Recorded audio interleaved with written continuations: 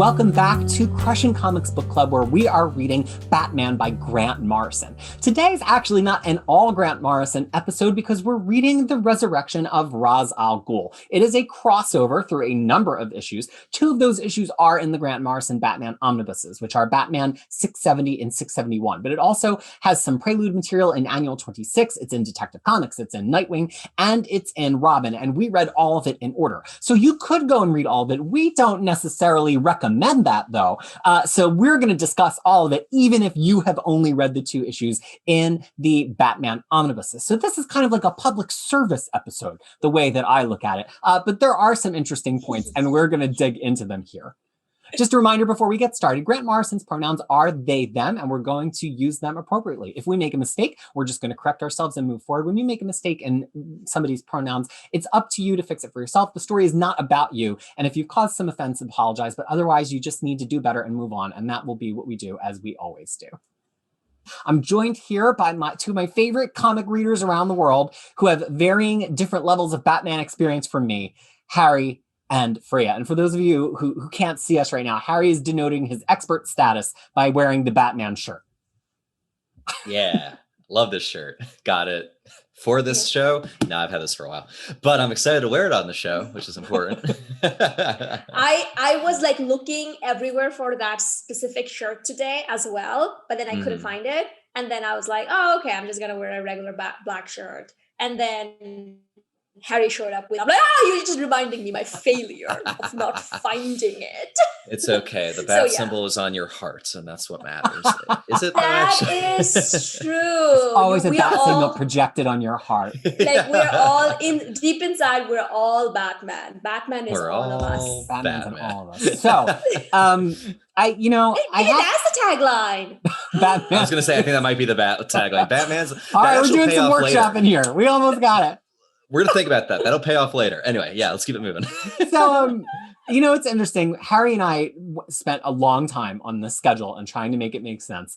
And I feel like the one part at the time that didn't make sense was pushing Resurrection of Ra's al Ghul to be after Black Glove. It was basically like we just didn't want to split up the conversation we were having about Black Glove to do Ra's al Ghul. Now, however, having read it for the first time, which I think it was both of your first time too, reading it? Yes. Yeah? Yeah. Sorry. No, I have a feeling I've read it before. Oh, okay. Well, you never know. Freya sometimes has read whole swaths of issues and it doesn't come out until after. She's like, I actually read that. I definitely haven't. Yeah. I read issues of this run that were written by Grant Morrison and no one else. And when I found out that this was a group thing by some writers that frankly I didn't care about at the time, in an earlier time, I wasn't interested. And going back, I don't totally regret that initial decision, but we'll get into it. But here's my justification now to make us sound smarter.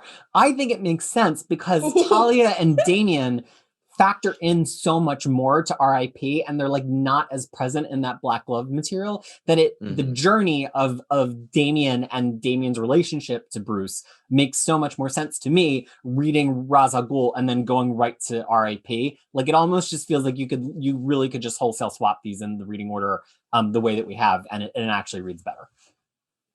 There you go. That's my after the fact. That interesting. Sure, let's go with it. Okay. Totally. yes, like we were all in on it the whole time. Like time, all on. Agreed. The Resurrection of Ra's al Ghul. I think let's just like set the scene because I don't read much Batman. I don't know if either of you know this. He's presumed dead at this point, right? But it's not like he's been presumed dead from the 90s. Like he's just presumed dead due to something that's happened recently, I assume. Are you talking about Ra's al Ghul? Yeah. Oh. Yes. I think so. I mean, there have been Ra's al Ghul stories between 1990 and 2008, right? I would assume so. Okay, so we know nothing, is what we're saying.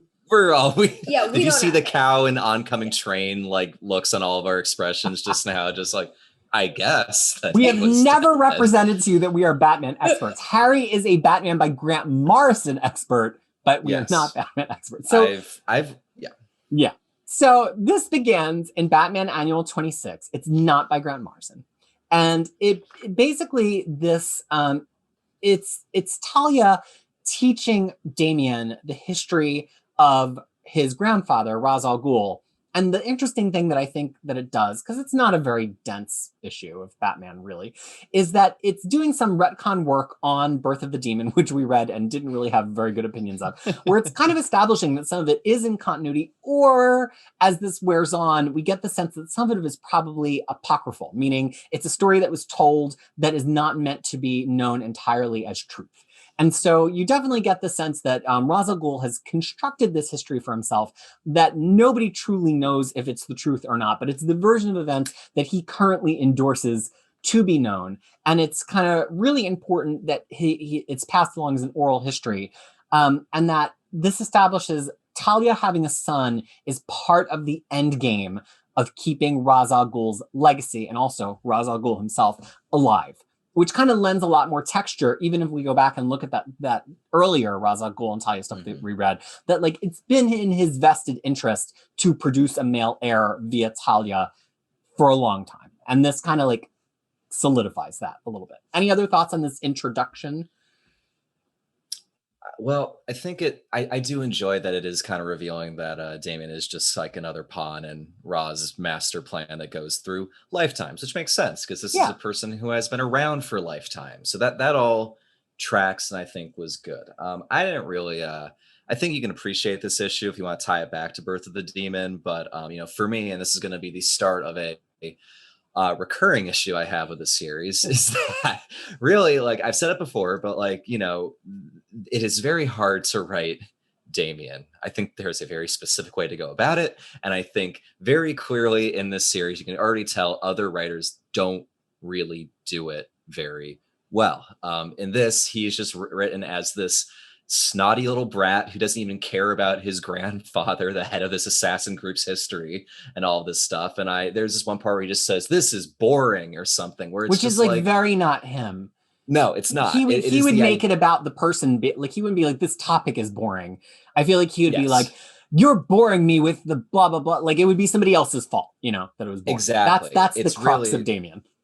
And the fact that like it just leads off on that foot where I'm just like, oh, this already doesn't feel right to me. This character doesn't feel right. And a lot of this, book is going to be about him, but it never feels right. So that's where the dissonance started creeping in, was just in the very beginning with this. Yeah. Anything on this one from you, Farkia? No, for me, I actually more like the fact that the Ra's creates a story or a history that he creates and he leaves it out there, and for his acolyte to kind of disperse. I think that's something that kind of lines up with him a lot. And then we kind of later realize who the acolyte is to him. That was like, I think for me, that kind of jived with the Death of the Maiden. The Batman and the Maiden, or Death of the Maiden, whatever the Greg Rucka series that we talked about before, because that character is actually mentioned. Nisa should have read it. So Nisa, she's actually mentioned here, and then there's like, it kind of tracks with the fact that Talia was not the first heir that he was grooming for whatever purpose. For a purpose. Like that's to him, every children is like a currency, is like there's like some kind of transaction that needs to happen. So I really kind of enjoyed that aspect of it. Damien has always been a little brat to me, so I didn't actually necessarily see any difference. I was like, oh, brat's being brat. And later he actually said something really damning. I'm like, okay, this kid needs to be taught, because he said that do not trust anybody over 30. I'm like, what are you trying to say, kid? Like, what are you trying to say? Well, that's a line. I mean, I love that line of Planet of the Apes, but that's about it. Oh, he's like a line from somewhere else? Oh, in that case, never mind. Well, I don't know if it's from Planet of the Apes, but it's from that a little bit. Yeah, but I read the whole thing, but then at the end of it, I was like, maybe it will be more interesting if Peter summarizes it for us. We gotta find a phrase for that. I do think that, it was useful for people. You have to think that, like, that didn't have this whole history, that weren't thinking about his history who hadn't maybe ever read Birth of the Demon, like, I think this kind of just is one of those little capsule, like, let me remind you of the state of affairs thing. It's got some Lazarus Pit stuff in it, although we did kind of already get that from Morrison. And I mean, there is kind of this slightly amusing Batman in Australia thing that runs throughout it, where he's like searching for these people who are researching moths, but the moths are really old. Like it clearly is telegraphing the Lazarus Pit right from the beginning, but it's just kind of like a fun, somewhat silly way to get back into it. Could you skip this entirely? Yeah, there's no reason. This is not an issue where I'm like, you gotta read the whole Ra's al Ghul book or else you're gonna miss it. Like it's just a little bit of added texture. And it does have really nice David Lopez art. Early Lopez too, before he has his like really idiosyncratic look. Yeah. Freya? No, I just wanted to mention that Ra's al Ghul did appear in Under the Red Hood, and that comic appeared in 2004 to 2005. Okay, so he hasn't been dead. So he was at least there, because the thing is, it's actually mentioned here as well, because he says, "Oh, Jason, like, do you remember Jason?" Like, right, so that comes from that. So I wanted to quickly Google that, and yes, he was around at that time. So it's not like he went away in the last thing we read, and then this is the next step. It's not that. Then there is another brief prelude story that is just in the backup to Robin Annual number 7. It doesn't have the whole annual. The A story is just a totally useless Robin on Halloween, there's a killer thing. But that's not even collected here. And so it has just this backup, and Damian wrestles some ghosts in a graveyard. I would say that even if you're reading the whole thing and you're totally into it, this adds nothing. I only found it confusing. That's all I have to say. There's nothing here. There was a brief moment where I forgot there were ghosts. I'm like, man, he is just cutting the heads off these children. Like, that's no. And I was like, that ain't good at all. But yeah, this is just like another example of just like snotty Damian stand-in for like kind of like the more precise writing maybe other writers have for him. Skip this. No, there's only one thing I wanted to mention for this issue. There's one place, because there's some old Chinese guy who tries to help him and invite him to his store for tea. And he's like, I don't want teas because, I'm rude and whatever. But the thing is, like, the old man tells him that to have sired such a rude little boy, your father must mask his eyes in shame. Yeah. And he's like, say that again. I mean, I thought that was like a little interesting thing, because this is the same technique he uses against Tim all the time. Like, and then how it kind of works on him as well. So that kind of, I thought was like the most interesting part about that. Everything else, completely agree, and not necessary. It just like that one part, like, kind of stuck with me. Yeah. Now we come to the first actual Morrison material, which is officially the prelude to this crossover. It's in Batman 670. There are maybe 3 things of significance I saw here, and I'll name them and throw them out, and then you all can add anything you want to add. So Morrison has this thing that they do where they love to kind of take minor, kind of trashy villains and rehabilitate them or use them in a way that's amusing. He does this with this kind of trio of female assassins who really never do anything especially useful throughout this whole crossover, but it's fun to just have them as like random fodder. And it's fun to have a trio of women assassins be fodder. Women can be terrible villains and fodder too. So that's one. They do something really interesting with the visual motif of the eyeball and the hand. At one point, Ra's al Ghul gets stabbed through the hand and puts it up to his face to be like, see, this body's not healing, but I also don't feel pain. And you see the eye through it, which also ties into the person who just, in just a few issues, because remember, the rest of Black Glove is after this, is about to kill or attack Batman and Jezebel Jet with the tattoo of the eyeball on his hand, who has been blinded. So that's like a Morrison doing like a little bit of thematic stuff. And then the thing that was the most remarkable to me is at the end, when we get the fully resurrected Ra's al Ghul, because basically somebody fell into the Lazarus Pit in that annual. It's not the person he was looking for. So he's been resurrected, but like not at his full creepy powers. And so his body's kind of rejecting him. And Talia's like, oh, I don't know about Damian's participation in all this. And he goes, how can it be headstrong? It was grown in a tank. To really like show he just has a completely usurious view of all of his descendants, including Talia, really, but especially Damian. Like, he doesn't even see Damian as having personhood. And also it's Morrison saying this was not necessarily a natural conception or growth.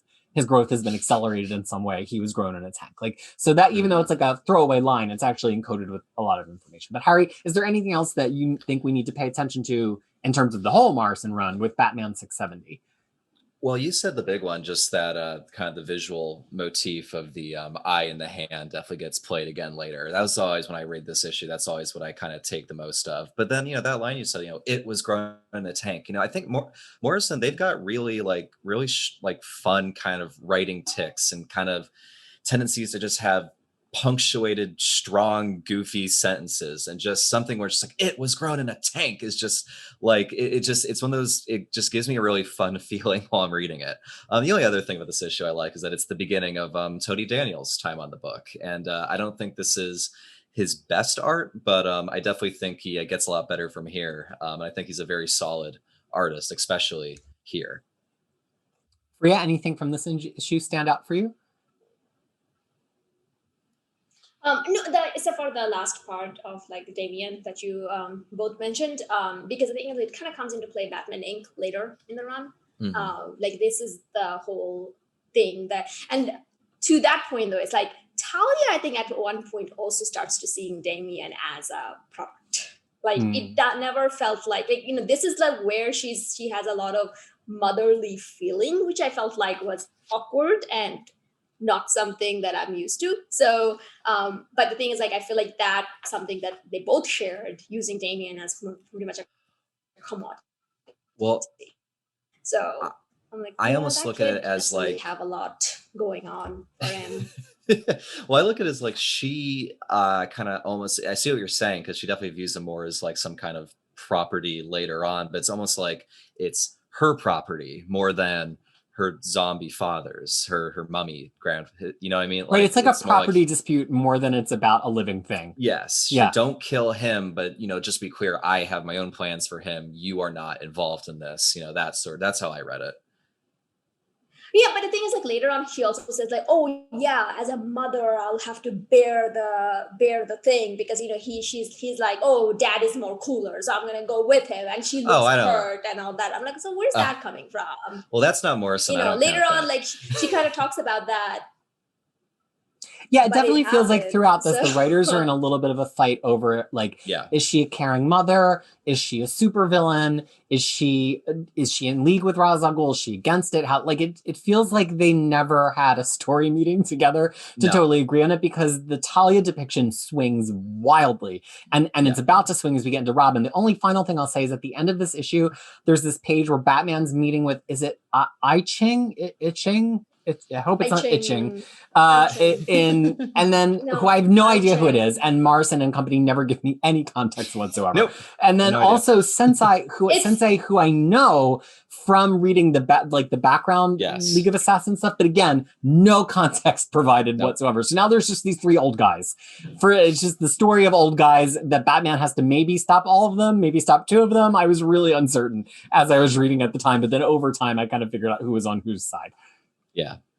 The Itching is like Styx of DC Universe. So he trains, he's blind and he hits Batman until Batman gets good at stuff? Potentially, but it's the design of it and the characteristics of it is very much like that. I've never read him in anything, so I have fundamentally no idea. Let's consult the internet. Who is Itching? He's a fictional blind martial artist. I know who he is. He's from Wonder Woman. He's from the Diana Prince run of Wonder Woman, when she's like this 70s ninja in a tracksuit and she's like not fully Wonder Woman. And then he kind of just like takes the place of being the random DC mystic stick guy.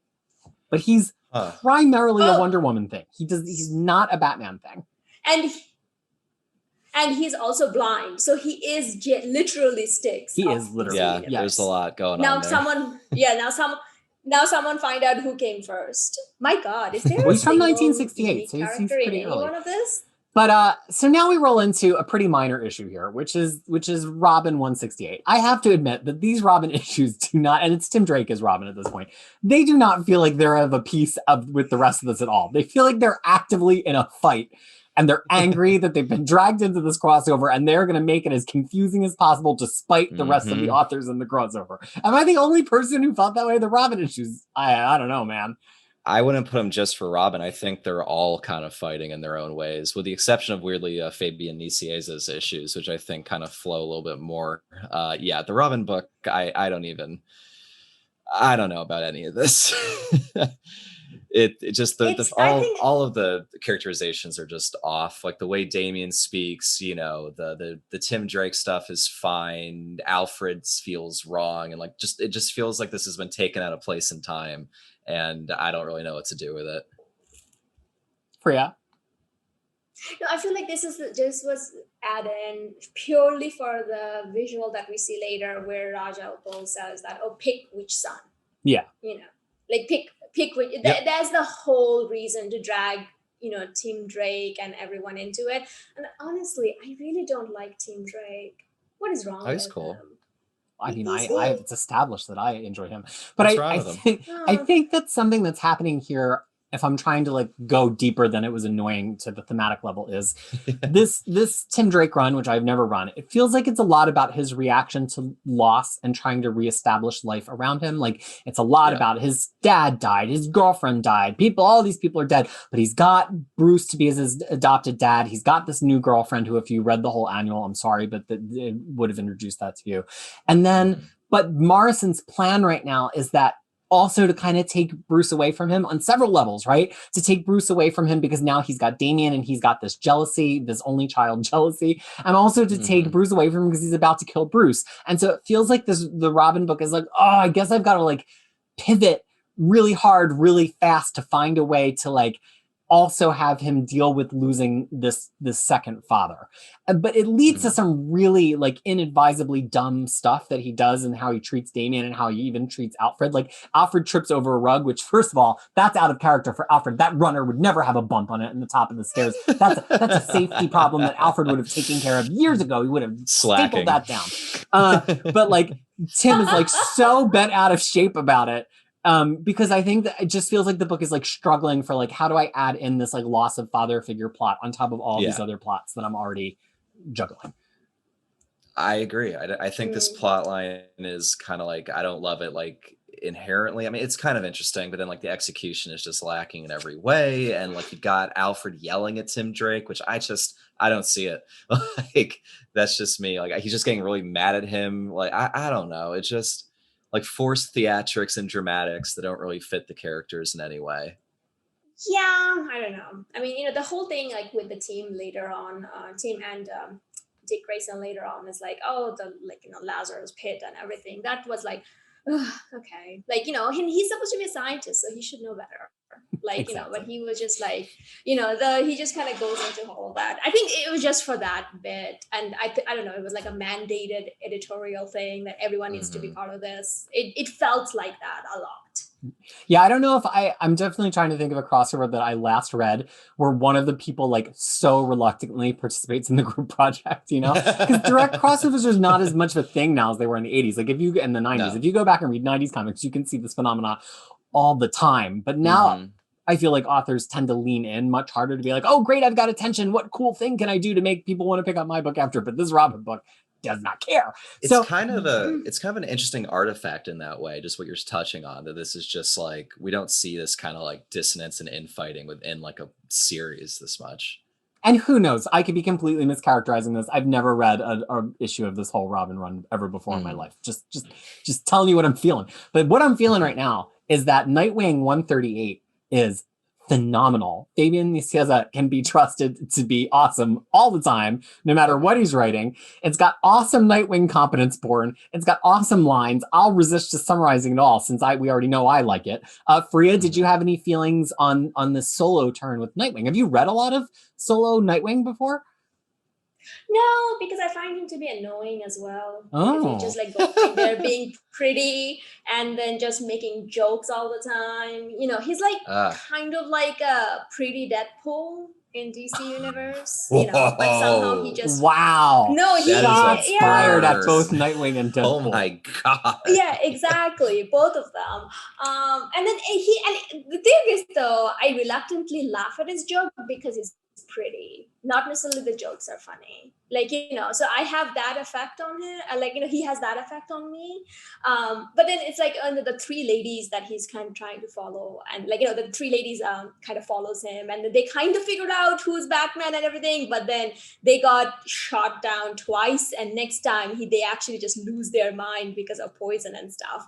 Part of me kind of enjoyed it, but part of me also kind of cringed a little bit. I'm like, I don't know about this. But that was a fun part. But, you know, I actually enjoyed it. Despite my feeling of Nightwing and everything, I actually enjoyed this more than like the other Robin issue. And then also like the fact that he was like, yeah, I know the secret code and everything. So that was kind of fun. What about you, Harry? I definitely perked up while reading this one the most because I think the art's really nice. I just to stay on my art train this episode, but like the writing, the writing just feels right. It's kind of breezy. He's got a good kind of voice for Nightwing. I haven't read a ton of Nightwing solo series, but like this felt more comfortable, and I think he's got a pretty solid Damian. Like his Damian is super, very princely, kind of like using like a bigger vocabulary sort of thing. Like it definitely was geez Louise, it's definitely passing at the least. And they even comment like, oh, he really is like a prince in this. I've always liked Nacias of what I've read, and this continued that. Yeah, he very rarely makes. And he also created Deadpool. Yeah. Oh, bum bum bum. No. And Deadpool would argue that his ass is every bit as nice. No wonder why I thought yes. It's all there. So here's the few things that I'll pull out here that I thought was interesting. So Nightwing, all the Robins in their way have the same competence porn aspect that Bruce has too. You know, like Batman characters always, I'm so prepared, but they all take it in a different direction. And I enjoy that Nightwing's version of competence porn is like, he's very blasé about it. He's like, of course I already have the teleporter code. Of course I already got to the mansion. Like, it's not this big deal. He's not going to give a monologue about how smart he is. It's kind of like very oldish child. Yes, Dad, I did the homework. What did you think? And I enjoy that, like, because I like A student characters, but I don't like A student characters where then they go into a monologue of like, I'm an A student because I studied about, which is very Tim Drake, right? So it definitely felt like a little bit of a contrast between Nightwing, who's like, I don't have to explain it all to you. The point is the act. Whereas Tim Drake is still in this portion of his life where he's like, I've got to explain why I'm doing all this thinking. And that really plays out across the rest of this crossover, where Nightwing is like, you've got to internalize these lessons and just make good moral choices. Whereas Tim Drake is still like a little bit obsessed with like, but let me talk through the science of it. And that really goes to show here where the three women are poisoned.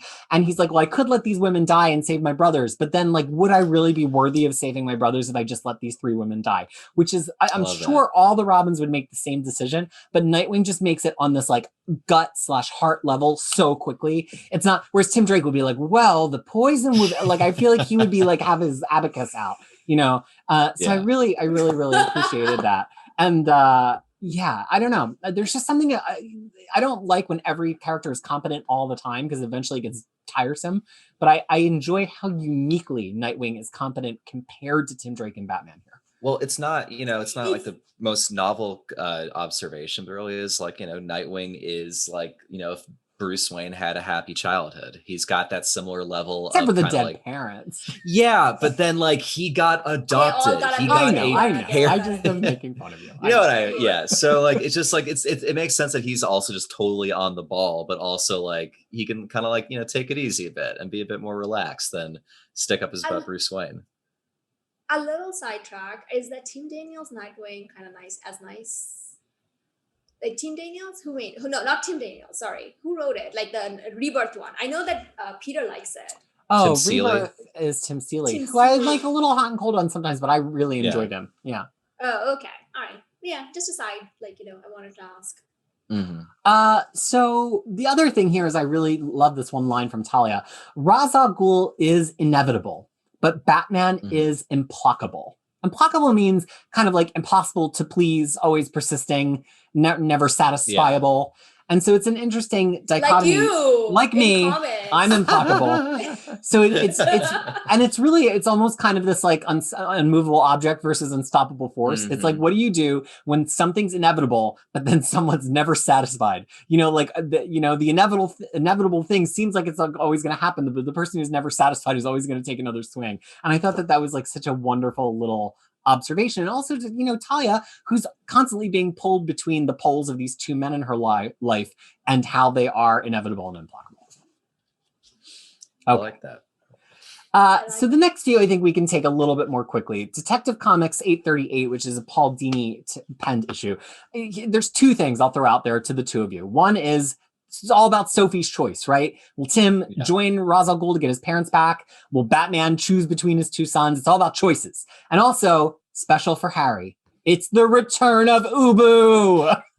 I sat up. And back characters mocking Ubu too, right? Being terrible to Ubu. They're just treating Ubu like trash, which made it feel more correct than anything. In this issue, Alfred gets to beat the crap out of Ubu. Yeah. Everyone gets a moment to dunk on Ubu, which really, I don't ask a lot in life, but when these things happen, it makes me feel blessed and happy. So I gotta be honest, so far this is my favorite issue for the Ubu prominence, and we can kind of go out from there.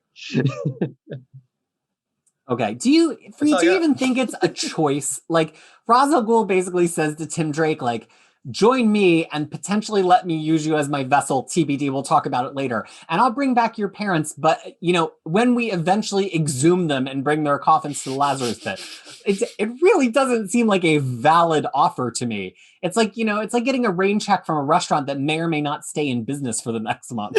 But I don't know. What did you think? Do you think it was a real choice that Ra's al Ghul was offering him that he should have actually considered as deeply as he does here? No. It's absurd. It's just, again, forced dramatics. This is a ridiculous freaking conflict or suggestion, and it's dumb that he's even considering it, and it makes me feel dumb for reading it. I don't want to mean it in a mean way, but it's if I'm reading this being the central conflict of this issue is stupid. It doesn't help that this is, again, Ryan Benjamin, who we said in our last episode is not one of my favorite artists in this Batman run. I love Ryan Benjamin from 15 years prior to this or 12 years prior to this and 12 years after this, but I do not like this. There are some grotesque faces in this. Robin looks mid-stroke. I don't know. It's just, I'm sorry, man. I don't know. Hopefully I get, what's he done since? What else has he done? DC uses him as their hey, we need a relatively heavy hitter to drop in and do one issue, because he's one of the original Image guys. He did not a founder, but he did Union for Image, which is gorgeous. And he's been around forever. Okay. Yeah. This seems like a 90s Image guy. Okay. But this period of coloring is not doing him any favors. Anyway, sorry, Freya, go ahead. No, I'm saying none of you have read Under the Red Hood. No. I watched this movie. You watched the movie, okay? Because the thing is, if you read Under the Red Hood, then every conversation makes sense. Oh, well, please do enlighten us before we put our foots further into our mouths. I know, right? Okay, so the thing is, do you guys know what happened to Jason Todd? Yes. Who is Jason Todd now? Who is Jason Todd now? He's the Red Hood. I know that one. Uh-huh. He's Red Hood because he was killed by Joker. And with a crowbar. Ra's al Ghul. Yeah, which is ironic because he stole the tires off the Batmobile. Exactly. That's how it all comes together. But the thing is, I know what you did.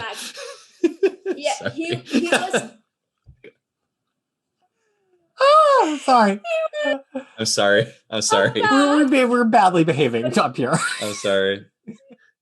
No. No. I'm just saying that he was brought back by Ra's al Ghul using a Lazarus pit. Yes. And it was a gift to Batman, so that Batman will be more kinder to him. So the thing is, I think a lot of back and forth are going over here because, Tim is I'm all about science and I don't believe it, which is kind of what I said before, but now I'm realizing, okay, I forgot about this part. And then he was also saying that he was it can't happen. And he actually very pointedly says, I'm sure you have heard as much from Jason Todd. I did catch that, but I don't think I fully got the heft of it. Yeah, I know they have. So he stopped that, and then he says that there, Robin, I was trying right there.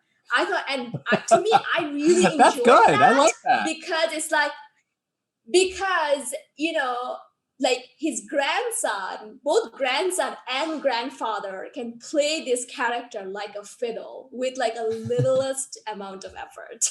Like to me, that was the more interesting part about this. And then the fact that he actually said that I have done it before, where it was a completely decomposed body and the person came back. Okay. But see, now I'm because so, I remember thinking in that moment, like, how long had Jason Todd been dead? Because I hadn't read it before, and I in that moment in reading it, I was like, I don't understand the significance of this. Now I think I get it. I don't want. Yeah, but the thing is, like, he did come back as an evil person. Like he came back like really messed up. Like he was never the same again. But the thing is, like, it seems like Tim is still interested into bringing back them. Like, okay. That's the part I'm not buying it. I'm sorry. I know there's like build up to this, but like I just find it like I've read more Tim Drake. I just feel like it's a silly thing for him to even humor. This is clearly a supervillain. But maybe I'm not giving it the intrigue and nuance that it deserves. I don't know. I mean, Tim Drake is kind of dumb, so. Well, your position is this character sucks, so of course he'd be thinking about it. Which, hey, whatever. That way, because the thing is, like, he actually did lost all his, like, you know, he's really like a smart and really like, I think because he lives in a world with superhero where people keep coming back. I mean, you know, he's probably feeling like a very inadequate. Like, why can't I bring my loved one back? You know, so now there is someone who's giving them and who actually like kind of said it in a way. I mean, you know, to me, I was like, Raz became my favorite character when he said, "There, Robin, I was trying that time." Like, and the trying was italicized. You're making me like this slightly. So that I was like, slightly. That came. That's why you've got to let Batman inside of you, Harry. Yeah. Sorry, I'm just workshopping I'm just trying to make it work. We're gonna get there. And parsing the bat hole. Because usually we'd say like, and that's why X-Men's better together.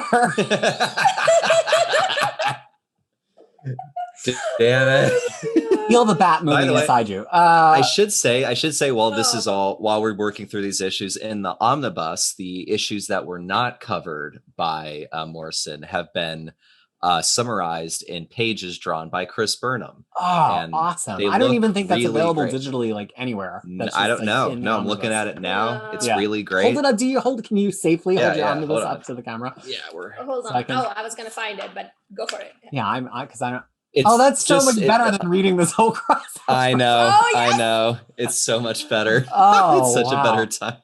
All right then. Well, and that brings me to I don't know that we need to talk about these last four one by one because they really kind of are. They're a little bit of a mess. So let me just try to summarize, and you can pick out anything you want to pick out. So the crux of it is that some amount of people want to get to Nanda Parbat, where Batman has been very recently, but it's hidden and only for the pure of heart. And so each of these people are coming all with impure intentions because they think this is like the key to everlasting life and they all want different things from it, right? Sensei like just wants to control it.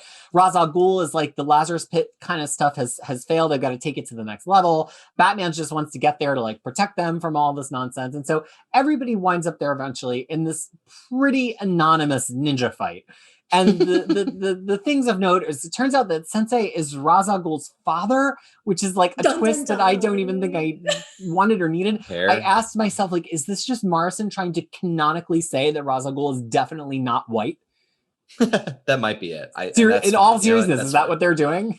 I don't know if that was the intent, but I think that's probably the best thing that came out of this entire crossover. Like, at least we know now. Like, we have a firm establishing. So there's that.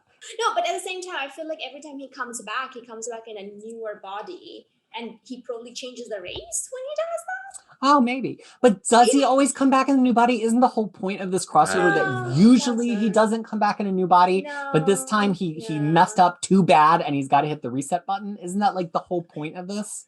Yeah, I don't know why they made this story. That's probably not a good sign. No, like, but the thing is like I feel like Raj is like a pretty much of a person, as you have seen while he was reading the diary and everything. He will pick whichever side. He will pick whichever nation. He's not necessarily a man of any particular loyalty. I would say. So to me, it really doesn't matter what nationality or race he is in. He's always going to be a conniving a-hole. Yeah, you're right. I just want to know, though. I need to have a better idea. But you're right. But the thing is, and also I didn't now quite get if the father-son relationship is a one of biology or a one of found I trained you. Well, it really seems like they're emphasizing a lot of biological ties for Ra's al Ghul, because it also ends with who's his servant, White Claw, White Russian, white something. White Wolf. White Wolf. I kept on saying I don't know. Wolf. Whatever he is, he sees white. No, that's a Marvel thing. And he's a son that hasn't lived up to Ra's al Ghul's standards, so Ra's al Ghul winds up doing the body swap. Like I said, it's a mess coming down to the finish line.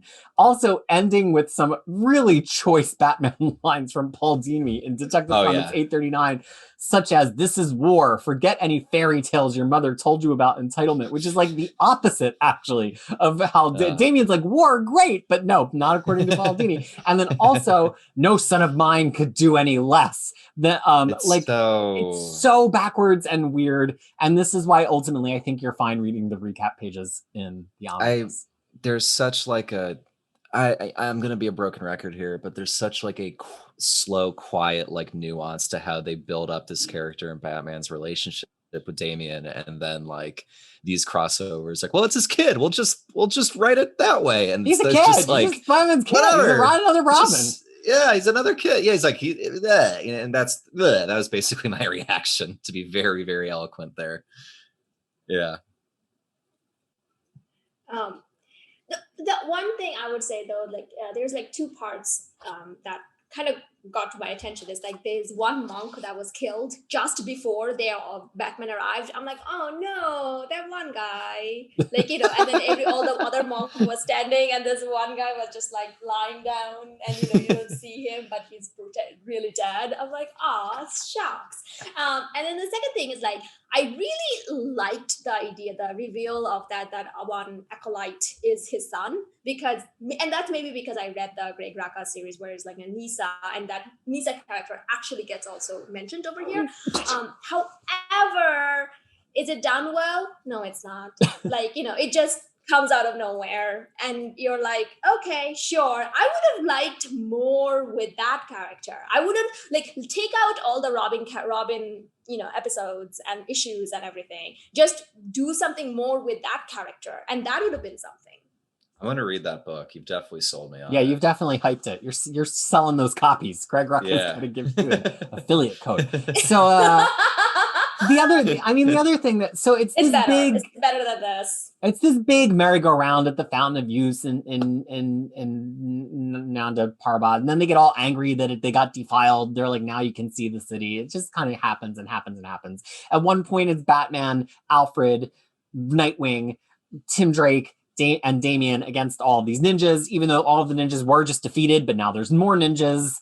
It kind of just, at one point, you think Ra's al Ghul is going to be dipped in the Fountain of Youth, and then a new issue starts, and he's like totally dressed differently, and he doesn't have any hair, but then he comes back in the following issue, and he does have hair. Like, there's a lot of stuff. The one other thing I'll point out, though, is, again, Nightwing 139, it just like shows that Nicieza, master of this stuff, makes the Tim beat hit better than the Tim beat was hitting in the Tim comic. Like, Nicieza's whole thing is like Tim stuck using his scientific mind to try to solve a moral quest. And it kind of gets to this whole thing that Nightwing is like, to be like a better hero, you've got to integrate those parts. You can't always be like, I'm going to use my science mind here when we're talking about morality. You just have to be a holistic hero. And there's this really nice like learning moment between Nightwing and Tim Drake where he actually gets through to Tim Drake. And he's like, you can't just solve this by being the science guy. You've got to be a whole person all of the time. That's how to be a good hero. And I think that really worked for me. I'm glad. I was kind of checked out by now, but I did like the writing by that. No, I was just kind of like, I didn't hate it by this point. I was just more like, okay, we're just so off the reservation at this point that like, I'm ready to, Well, let's end on this note. What do you think people should... Go ahead. Sorry, I'm still coming in and out. No, I just wanted to say that one thing I really enjoyed where Nightwing tells Ice Sticks, Oh my God. Bad guy or good guy, and then he and then he says, "We are all some of our parts." I really like that. I don't know why. Which is very, I mean, it really goes with the whole Nightwing Tim Drake thing. You're some of your parts. Yeah. I Ching sounds racist, and I suggest we never say it again. That's my quiet, humble idea. So here's my parting question for both of you. Whether or not people choose to read this or just listen to our delightful summary of it, if you had to tell them what thing do they need to take away from this in general and into reading Morrison's run, if you can somehow make it relevant. If you can sometimes make it relevant, what would that be? The all Ghul family lineage is a big honkin' mess, and Damien's better off without it, both textually in the story and as a reader reading the character. Freya, what would you impart? What wisdom would you impart to our listeners? Damien was grown in a vat. True. All right. Yeah, that's it. Grown in a vat. That was the most important part. Of this. Nope, you're right. You're absolutely right. I think mine. See, I read some of it ahead of time. I mean, I think I would have probably said a combination of your two things. To Freya's thing, it's kind of like Morrison both loves and does not care about history. Like, do not get too hung up on, but I read this one issue where like it'll all just get bent to fit. I think that this whole crossover shows that. I think the way that it treats Ra's al Ghul's history as apocryphal shows that. I think it's Morrison saying everything and nothing is important. And I think if you're getting hung up on that going into RIP, you're going to be in trouble. Because RIP is all about everything and nothing being important. And so this is kind of like a little like test foot in the water to be like, are you ready to deal with the amount of continuity bashing and molding and matching and melting that we're going to do in Batman RIP? And then I think the other thing, to Harry's point, is kind of like the Ra's al Ghul himself actually is kind of a cartoonish villain, and Talia here is a little bit more nuanced and still cartoonish, and that's also kind of reflected in Damien too. And like, you have to remember that this is a comic book, like even though Morrison's run is like so heavy and has so many deep themes, it's like you almost need to be reminded sometimes by some ridiculousness, which they clearly insert all the time, that like it's still a comic book. So I think both of my points are actually the same point. It's a comic book. Come down. That's what I think you're supposed to take from this. And I think it will really help your appreciation of Batman RIP and Final Crisis if you can just remember it's a comic book and calm down. Totally true. And the last thing I just want to say, this is just so interesting compared to like X of Swords that, we've all read recently, moderately recently, where like, that is a crossover with multiple issues and artists and writers where like, the Jonathan Hickman books issues feel like the most important issues of that series. They feel like where it's directing things, and like in this, like the Morrison issues just feel like more of a muddle that we're kind of working through. And it's interesting, we're like, I don't know who suggested this, who like got this crossover off the ground, like whose story was this initially, and I still don't know, which I don't think is a great I don't think that's either. A great comment on it. It's like it's interesting. I do feel like crossovers have gotten better. Let's just put it that way. All right, folks. Well, there's the parting. Ultimately the whole point was that bring back Ra's al Ghul. That's it. Yeah. Put him back on the table. Back in the bar. Yeah. All right, y'all. Yeah. That's all we have to say about the resurrection of Ra's al Ghul. You can continue reading starting with Batman 676. That is where we will pick up next time. It is the Batman RIP arc, and it is in your Grant Morrison Batman omnibus if you have it in volume 1. So we thank you for joining us for this slightly off-topic deep dive, whether you decided to read it ahead of time or just take our word for it. This is a lot of fun because, again, I think without reading all the history that we read and without reading it all sequentially and without having people to talk to about it, it's really easy to miss all the significance. That's why we have a book club. In fact, why is it that we're reading Batman together, Faria? Say it. Because we want to let Batman inside of us. I don't know. Is that what we say? Feel the bat moving within you. Batman is in all of us, maybe. I don't know if that's better at this point. Yeah, Batman. I don't know. Like, it's one of those. We're still we're trying. We're learning. Yeah, we're learning. Okay. Yeah. Well, on behalf of Harry, Fariha, and myself, this has been our Crushing Comics book club for Batman by Grant Morrison, and we'll see you again next time. Until we do, we hope that you are well.